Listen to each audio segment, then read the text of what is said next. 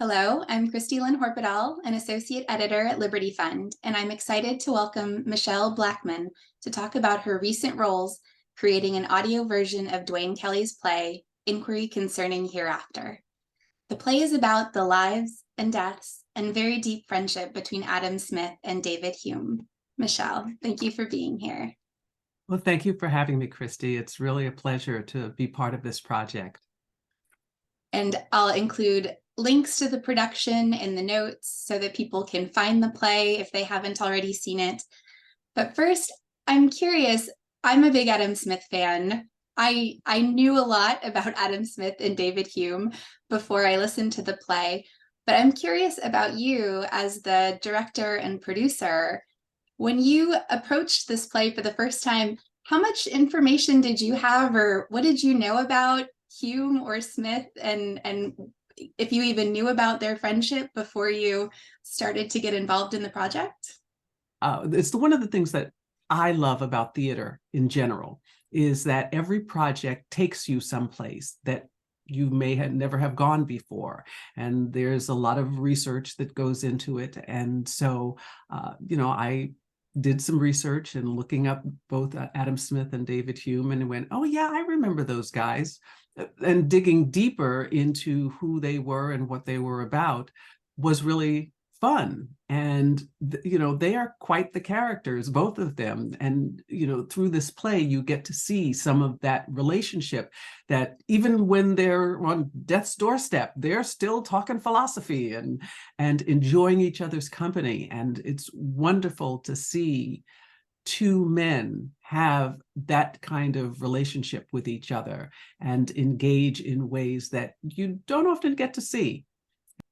I do love that you show very private moments between these two men and that they're still arguing with each other, but still from a place of such affection and knowledge of each other. One of my favorite scenes is when Adam Smith confesses to Hume that he's burned his papers, right? This historical fact that makes people who love Smith and Hume sort of cry out, right? And I think Hume even says you should be tried for arson, right? What you've done is so terrible. That's one of my favorite scenes in the play and in your production. Do you have a scene, like a mini scene or a couple of lines or a certain conversation that you really enjoyed working on? Hume starts off with when he's talking to Charon and he says, well, where will I go? And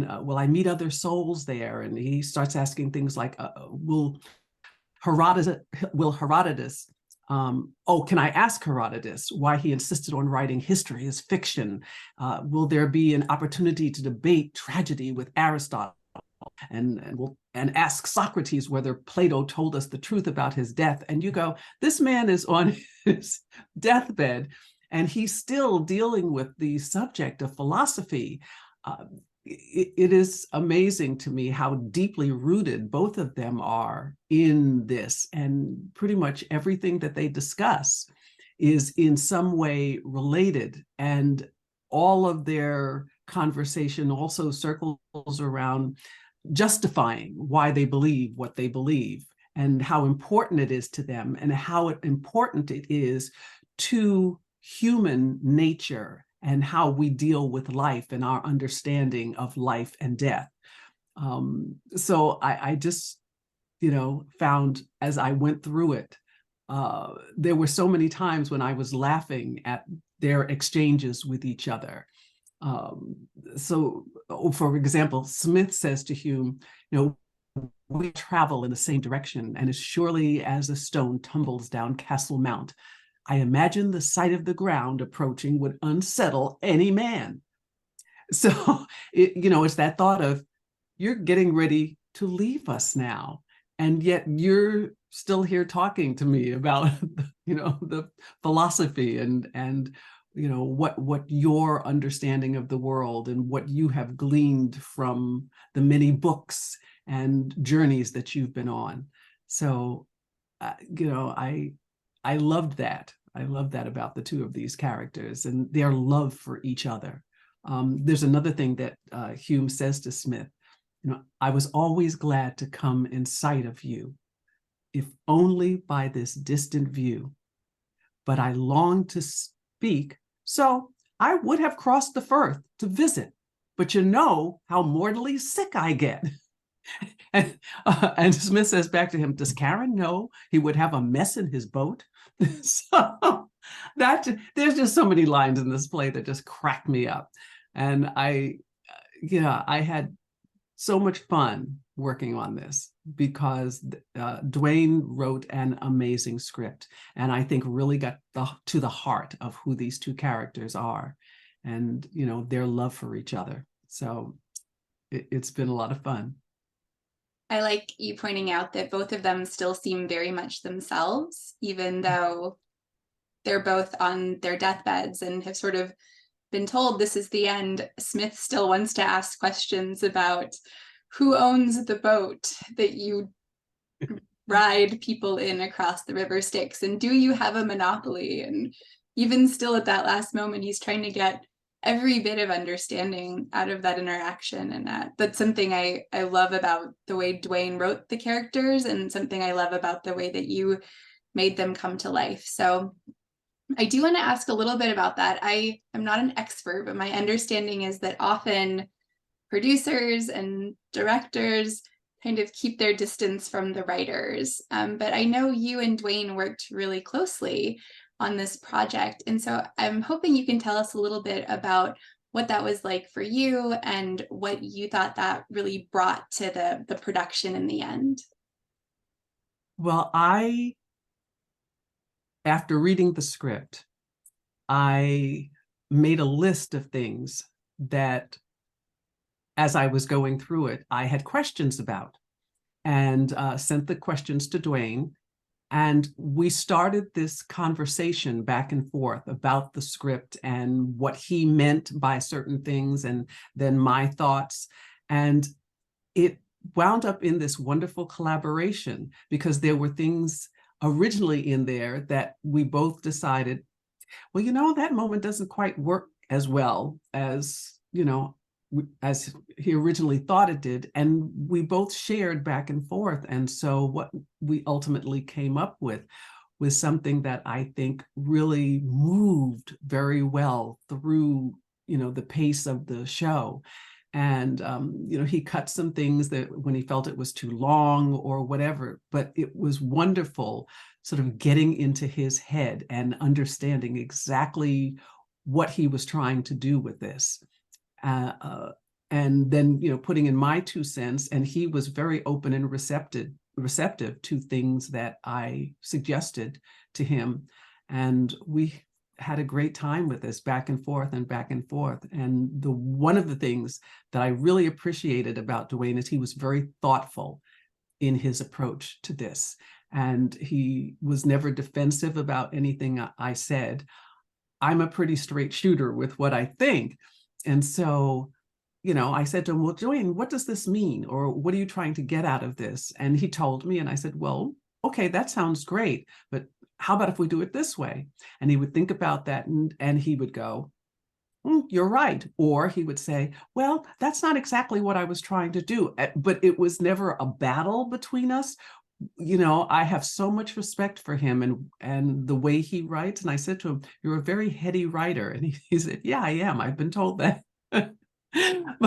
But it was so wonderful to be able to really understand where he was coming from and be part of this process. And so I felt fully engaged in it and was able to then transfer the ideas from my conversations with Duane to the actors. And so I felt that communication between Duane and I really being able to guide the actors through what they needed to do. So I was very pleased with that collaboration. It's wonderful. And I think that comes through in the final product, the conversations that you have. I'd read the script before it was produced, and seeing the changes and thinking about how something that's written then comes to life. I hope other people listening will see that it's a product of lots of conversations, not just within the play, but also outside of the play that made it better. You are the director and the producer and also the narrator.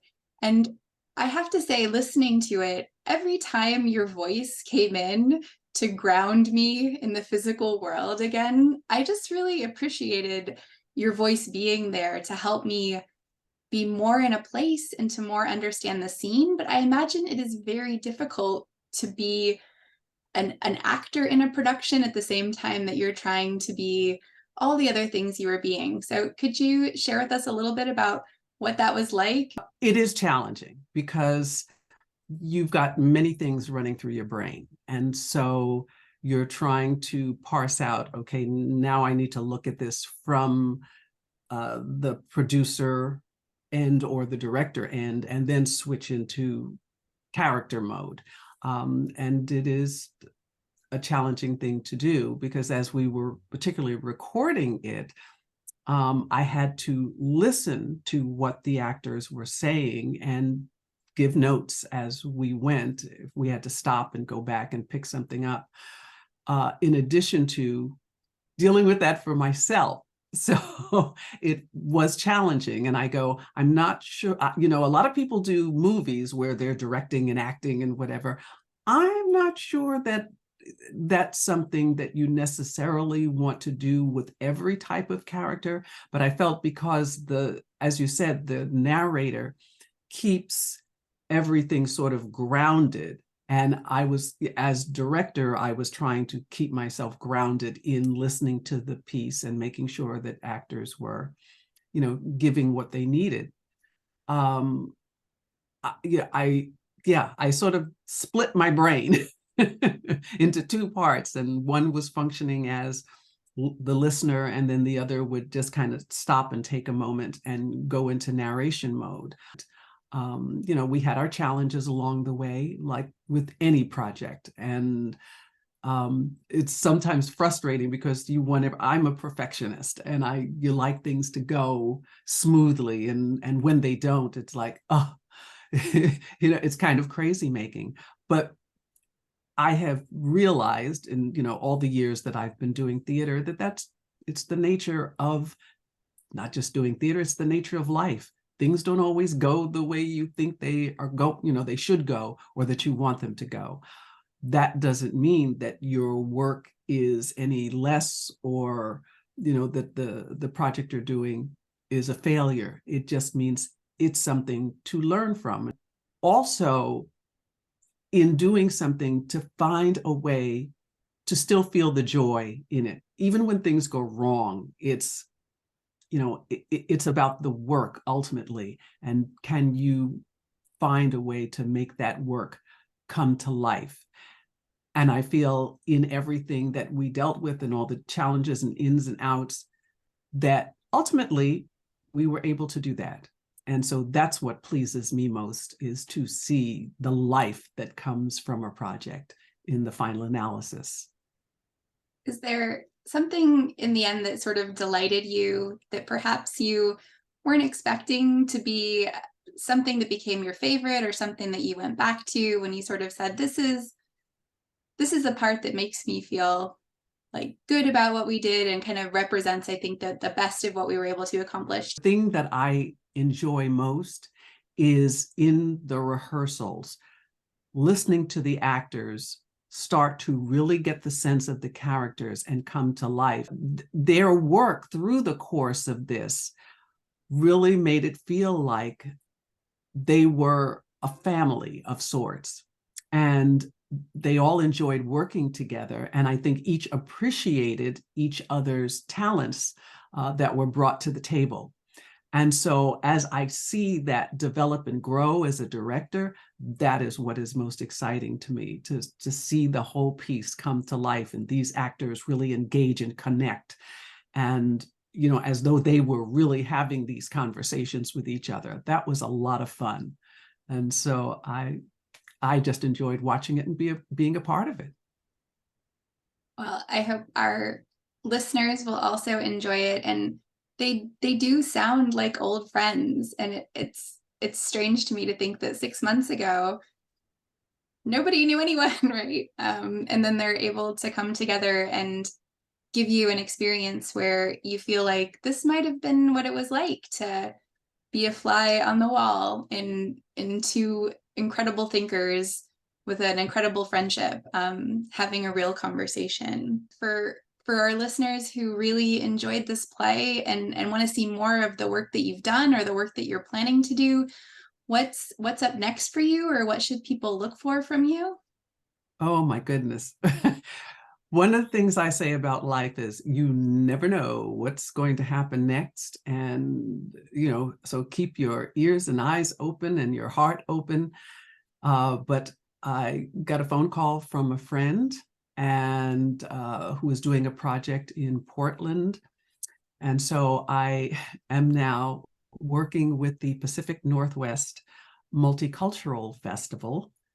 It is a readers series and film series play.